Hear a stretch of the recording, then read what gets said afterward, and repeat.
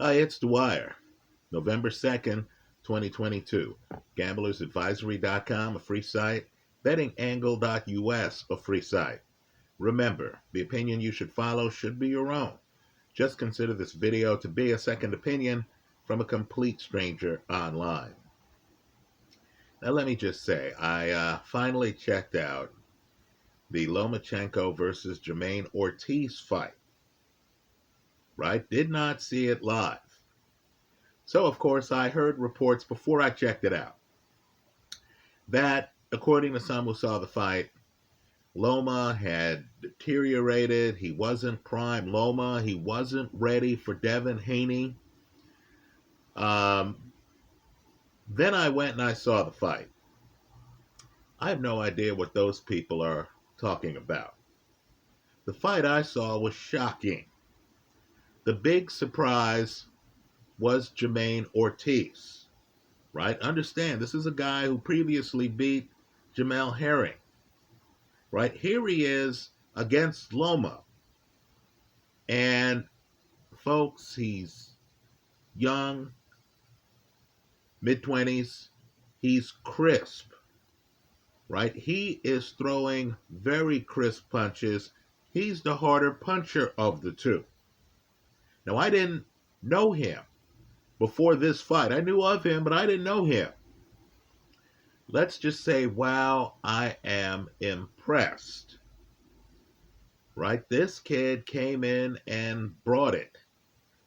Right? He had the skill level. He had the hand speed. As you watch the fight, in a fight involving Lomachenko, it was hard to tell who had the faster hand speed. Right? I thought the kid had immense talent. He was throwing different defensive looks. At one point, he even goes Philly shell. He could switch his hands. He could, fight righty. He could fight lefty. He landed some great counters. Serious athlete, serious fighter. Completely underrated and underappreciated by me. I think this kid would give anybody at 135 a hard time. I think at 140, now 140 has some interesting fighters, right? Regis Prograis is interesting, right? But at 140, if this kid could just learn not to have defensive lapses, he would give anybody at 140 a hard time, right? I thought Loma's opponent was special, right? In boxing, it's just one of those truths that reveal themselves from time to time. It's these bridge fights, right? Where we were supposed to be watching the fight, thinking about Loma fighting Devin Haney, thinking about Loma fighting Shakur Stevenson, right? It's these fights that happen before the supposedly big fights happen, where you learn about special talents and where sometimes you see the best fights you're going to see, right? This is a special fight. Now let's talk about the Loma side of the equation. Make no mistake, as impressed as I was with Ortiz, Loma was the better fighter, right? As fast as these guys are going, and this is a high-speed fight, right? Where the guys are going at 100 miles an hour, right? And this was a different fight than, let's say, the Claressa Shields, Savannah Marshall fight, which was also intense, right? But this fight's a different type of speed, where the two guys are fast-handed, the two guys are going at it, then certain things are happening. Ortiz is the young guy who just lacked, and I don't care about the number of fights. I care about the quality of the opposition. He just lacked the experience Lomachenko had. So Loma has his hands up. This is as he's going 100 miles an hour. Loma has his hands up. Loma knew that Ortiz, who I'm assuming coming up with this level of hand speed, was faster than most of his opponents, was more talented than most of his opponents. Consider him that star college quarterback who's been tearing it up in college, right? Has the arm, has the accuracy, knows how when you have a 20-hour-a-week cap on the amount of time you can put in per NCAA rules, knows how to overwhelm a defense. But then he gets to the pros. And then he starts dealing with DBs like Jalen Ramsey. He starts dealing with defensively oriented coaches like Mike Tomlin, like Bill Belichick, right? Coaches who are going to give certain looks. And then, oh, it's a zone blitz, right? Guys come up to the line right before the snap. And you say, oh, this guy's going to come in and try to hit me. Then no, they fall back into coverage, right? DBs who look like they're beaten. Then you throw that pass, and then you notice the DB isn't beaten. He's playing possum. Worse yet, you notice the defensive coordinator has it so that if you overthrow the wide receiver, there's another defender in back of the wide receiver who'll get the pick. Right? In the pros, they're picking off your passes even when your receiver is in front of the defensive back. Well, here you have Loma showing you why he's Loma. Right? This fight is, and I encourage people to look at the tape. I have the highlights in my favorites folder here on YouTube. This is a follow the young guy after the ambush fight. Understand, Ortiz comes in, does work, then he backs away. Loma keeps his head during the assault and then follows Ortiz, who hasn't fought enough high-level opponents to realize that they might follow him after the ambush. Whatever dazzling reflexes he has, whatever dazzling hand speed he has, doesn't help him when after he comes in and throws a combination, then tries to just roll away, the other guy is alert, is a master counterpuncher, and can literally come up on him as he's trying to roll away. Right? Ortiz has his hands low. Right? That helps some fighters because it hides the angles of their punches. It doesn't help him against a guy with quick reflexes, ambidexterity, master timing, counterpunching precision, which is what Lomachenko is. So several times in this fight, Ortiz comes in, you see him, he's engaging with Loma, you say, my goodness, this guy can match Loma on the interaction. Then, of course, he's moving away. Folks, he's not only getting hit with shots from Loma, he's getting hit with combinations from Loma.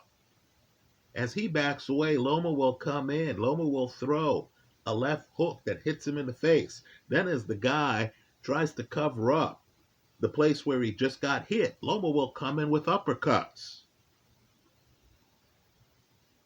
Right now, I'll just say this.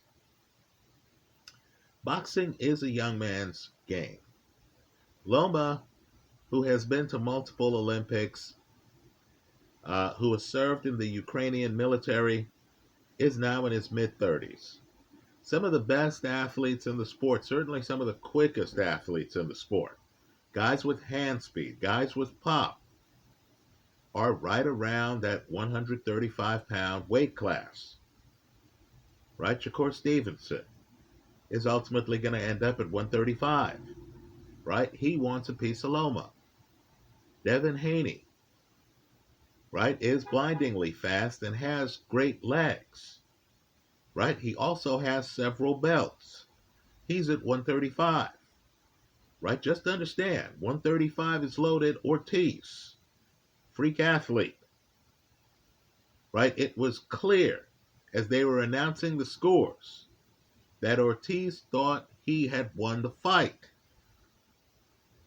right? He's there waiting for the scores. This wasn't the typical end of a Loma fight where the guy's discouraged, the guy's trying to figure out how much he lost the fight by. No, no. Ortiz is waiting for the judges' scorecards. Then when they're reading them, Ortiz is wondering, okay, am I the guy on top? Folks, the fight is that close. Sooner or later, Father Time is going to dim Loma just enough where one of these younger, twitchier guys in their 20s, are going to beat him. I know Shakur Stevenson has said it's no contest between Loma and Devin Haney. I'm going to beg to differ.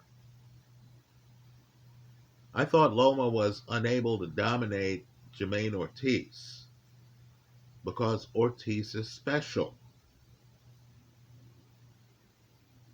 Right? Because Ortiz, whatever the reputation, who cares about the reputation?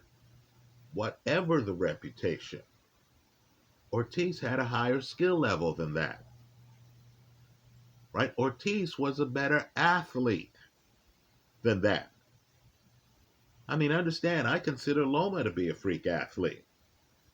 Right? Fast, ambidexterity, incredible reflexes. Right? Has the kind of game where he can be battering an opponent, then he can turn to the ref as if to say, hey, are you going to stop this fight? Then he can turn to the corner and motion to the corner, are you going to let your boy out here get beaten up like this? Right? That's the level of fighter Loma is. In this fight, he meets a guy who has that level of athleticism. So, to the Loma historians, Loma lost 2 fights. Right? In both fights, Orlando Salido and Teofimo Lopez. In both fights, the other fighter was able to tip Loma onto his back foot. Right? Of the wins over Loma, I consider the Salido fight to be the best one.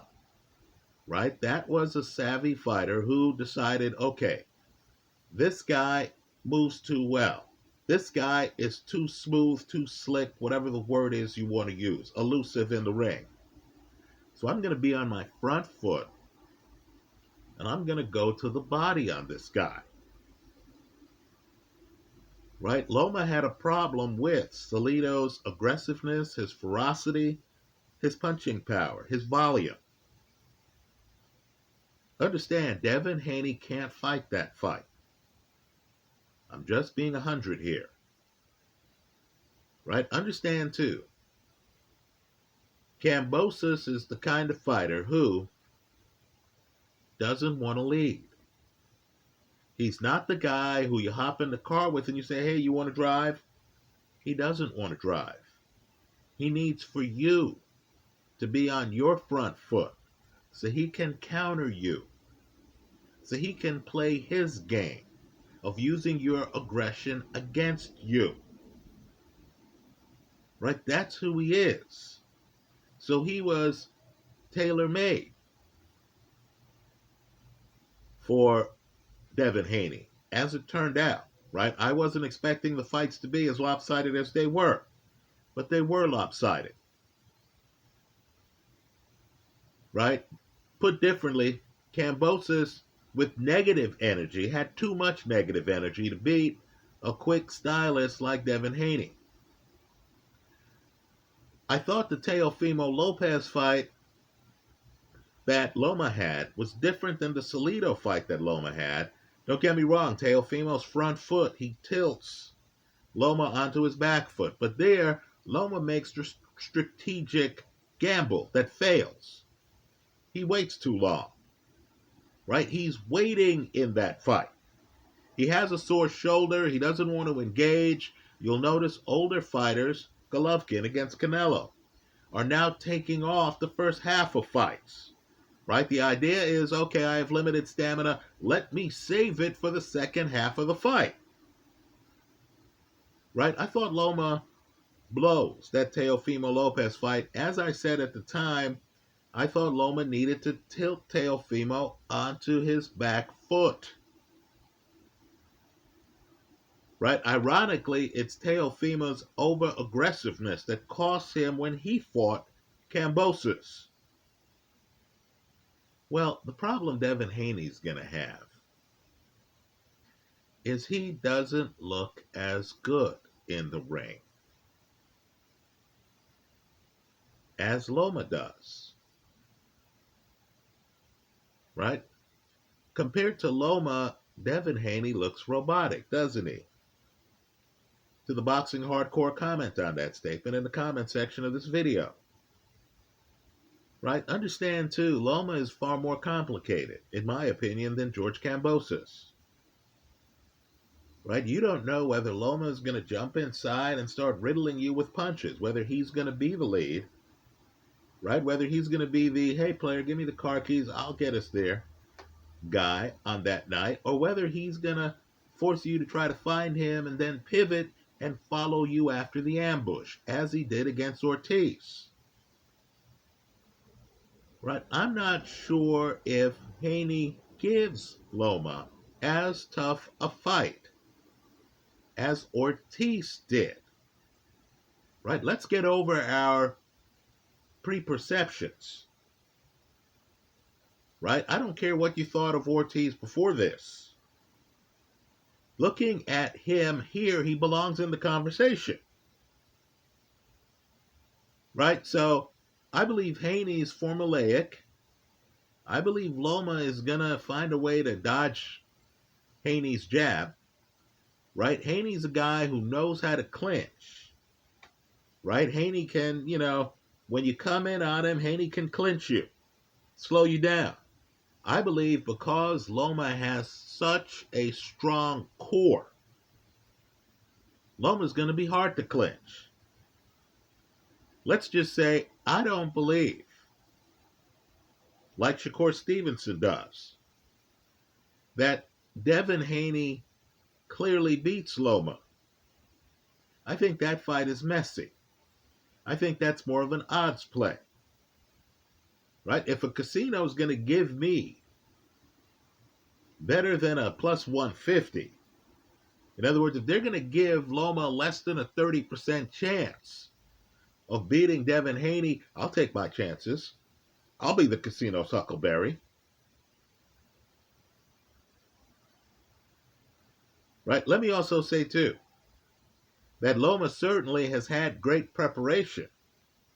I would say that this Jermaine Ortiz guy makes one more ready for the hand speed and trickery of a Devin Haney than, let's say, a George Kambosos does in preparing a Devin Haney for a Lomachenko. Right, so let me just say, reports of Lomachenko's demise are exaggerated.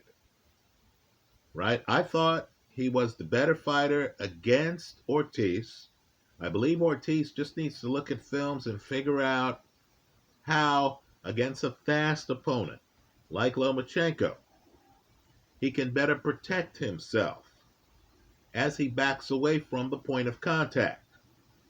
Right? If he solves those defensive lapses, if he also figures out, I know it looks good, but having his hands down around his waist against a guy with hand speed, Shakur Stevenson, Devin Haney, right? Lomachenko. Folks, that's perilous. 135 is the wrong division for that. Right? So, to sum up this video, Ortiz is special, but Loma is still Loma. Devin Haney, and I congratulate Haney, he wants to be great. He's the guy where a champ says, you're going to have to come halfway around the world to fight me in my home country to take my title. Haney's the guy who says, okay, even though I have this big money deal on the table for a different course of action, I'm going to go halfway around the world. I'm going to fight the champ in the champ's backyard because I believe in my skills and because I'm in the sport to be champion. Right? I have the utmost respect for Devin Haney. Right? Guys who are willing to travel and who are willing to fight champs, hey, that gets my respect. But let's not sleep on Loma here. Let's not assume that because Loma lost to Teofimo Lopez and because Loma just got tested by a young lion, Jermaine Ortiz, and because Loma was recently in the military and because Loma's in his 30s, that Loma is no longer Loma. That reasoning is going to get a lot of people in trouble. Right? So I'll be one of those looking at the odds. Looking at the odds of Loma against Devin Haney. I understand Haney, multiple belts, just beat a guy twice. In a foreign country, has beaten guys like Jorge Linares. Right? Okay, I get the Loma hype. Excuse me, I get the Devin Haney hype. I see the talent level. Right? Hand speed, great legs. Okay, great. I've talked about Devin Haney here online before. Right? All of that is true. But if Vegas gives me a higher than plus 150 on Loma, I'll take the old man. I'll take my chances. Also, let's face it too. The safest play on the board if Devin Haney fights Loma is that the fight goes over. Right? Because Devin Haney just doesn't strike me as a guy who, when he's dominating a fight, says to himself, let me end this. Right? I have the edge here. This guy is not going the distance. Right? I don't see enough Billy Khan in Devin Haney. I get the feeling if Devin Haney is fighting Lomachenko, he's going to think to himself, I think I'm ahead on the judges' scorecards. Let me win this by decision. Right, folks? I know it's happened in the past. Right? I understand Teofimo Lopez won the decision in that fight. Right? Thinking that you're going to win a decision over a master boxer like Lomachenko is high risk. Excuse me, it's high risk. This is so emotional, it's cracking my voice. It's high risk. Anyway, that's how I see it. I thought Loma beat Ortiz. Let's just say Ortiz is on my list of guys to watch at 135. Right? I thought Loma won the fight. I think Loma's still Loma. I'm looking forward to Loma against Devin Haney. That's how I see it. Let me hear from you. I hope you leave your comments in the comment section of this YouTube video. Thanks for stopping by.